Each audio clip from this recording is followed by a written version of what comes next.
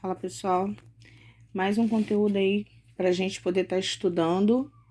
E agora é sobre probabilidade. Estamos iniciando aí o material com cálculos de probabilidades e vamos estar explicando algumas outras coisas logo abaixo, ok?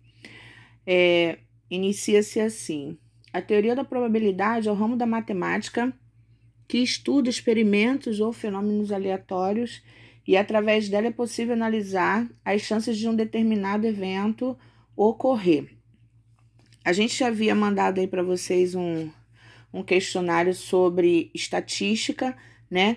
E a probabilidade também está incluída dentro da estatística, tá ok? Vamos lá, dando continuidade. O espaço amostral. O que é um espaço amostral? O espaço amostral é um conjunto formado por todos os pontos amostrais de um experimento aleatório, ou seja, por todos os seus resultados possíveis. Dessa maneira, o resultado de um experimento aleatório, mesmo que não seja previsível, sempre pode ser encontrado dentro do espaço amostral referente a ele.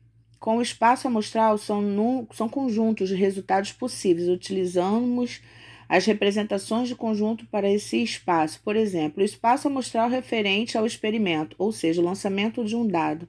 É um conjunto, aí a gente tem aí um símbolozinho de ômega, tá? Tá ok? Aí, beleza.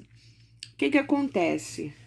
O que seria esse espaço amostral, falando assim, para a gente poder entender com mais facilidade?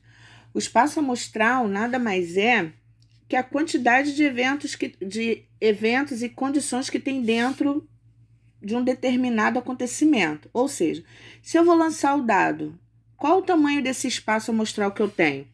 O tamanho são a quantidade de números que o dado me fornece. 1, 2, 3, 4, 5, 6. Esse aqui é o meu espaço amostral.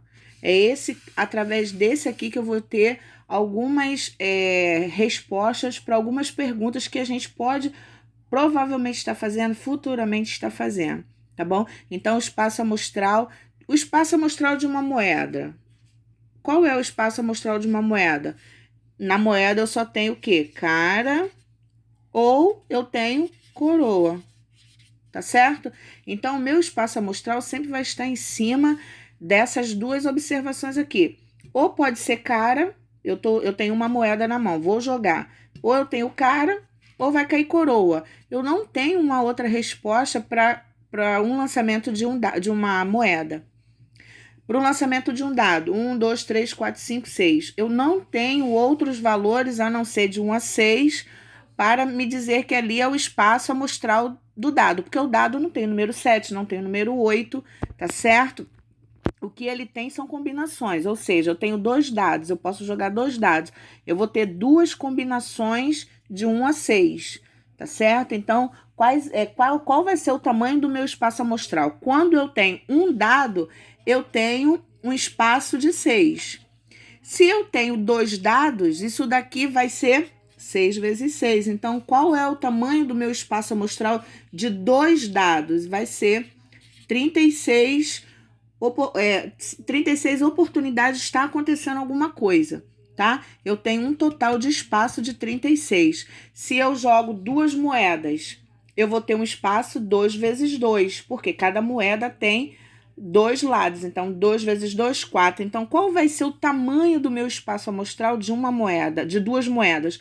É igual a 4, porque pode cair cara a cara, pode cair cara coroa, pode cair coroa coroa, pode cair coroa cara. Então, assim, eu tenho um espaço amostral bem mais amplo, beleza? Espero que vocês tenham entendido isso, porque isso daqui é de muita importância para os próximos passo a passo que a gente vai estar olhando. Então, dando sequência aí, a gente tem os números dos elementos, que foi o que a gente acabou de conversar, que dentro do dado eu tenho 6 elementos, então a quantidade do meu espaço seria o número 6. E o da coroa, como a gente também deu exemplo, eu teria 2. Aí a gente desce mais um pouquinho e vamos para a fórmula da probabilidade. Essa fórmula, pessoal, eu dei ela escrita na forma matemática para vocês e uma forma muito tranquila para a gente poder lembrar. No material está escrito assim: fórmula da probabilidade é um fenômeno aleatório e as possibilidades de ocorrência de um evento são igualmente prováveis, ou seja, quando a gente tem esses tipos de evento, a gente consegue, de uma forma mais simplificada, descobrir qual é o evento, a quantidade de porcentagem que aquele evento pode estar ocorrendo, tá certo? Diferente da Mega Sena. Tem como ver a Mega Sena? Tem, mas a gente teria que fazer estudos e mais estudos, porque em uma infinita condição de ocorrer aquele evento. Então, assim, acaba sendo uma coisa muito a longo prazo para a gente poder estar estudando, para poder descobrir, né, na verdade, qual seria. Mas o dado, o baralho, a moeda, são coisas muito tranquilas para a gente poder trabalhando, basta a gente poder lembrar dessa fórmula da, da probabilidade que a gente deu aí para a gente poder estar descobrindo coisas relacionadas ao evento que a gente está querendo que aconteça, tá certo? Aí a gente tem que a probabilidade está entre parênteses P, abre parênteses A, fecha, é uma divisão entre NA e o todo, ou seja, né? Ou seja, está escrito dessa fórmula aí para vocês, ó.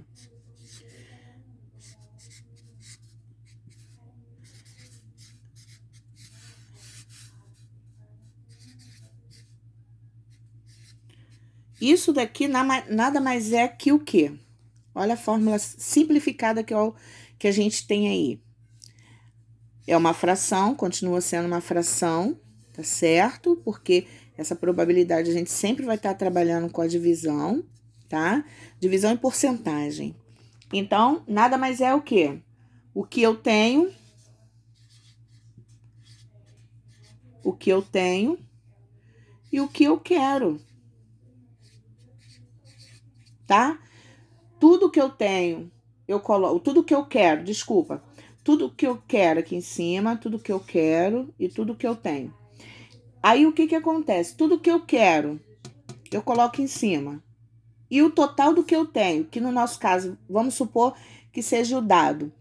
Quantas coisas eu tenho? Ou seja, quantos números eu tenho? Eu tenho um total de 6 números, porque são 6 eventos que acontecem no dado. Então, qual é o número que eu tenho? 6. O que eu tenho são 6. E o que eu quero? Ah, vai depender da pergunta. Vamos supor que na pergunta está dizendo qual a probabilidade de eu jogar um dado e cair um número menor do que 2. Menor do que 2, eu só tenho o número 1. Então, o que eu quero? Que caia um número menor do que 2. E o que eu tenho? Eu tenho uma quantidade de 6 números que estão dentro do dado. Viu? É bem tranquilo essa parte, tá?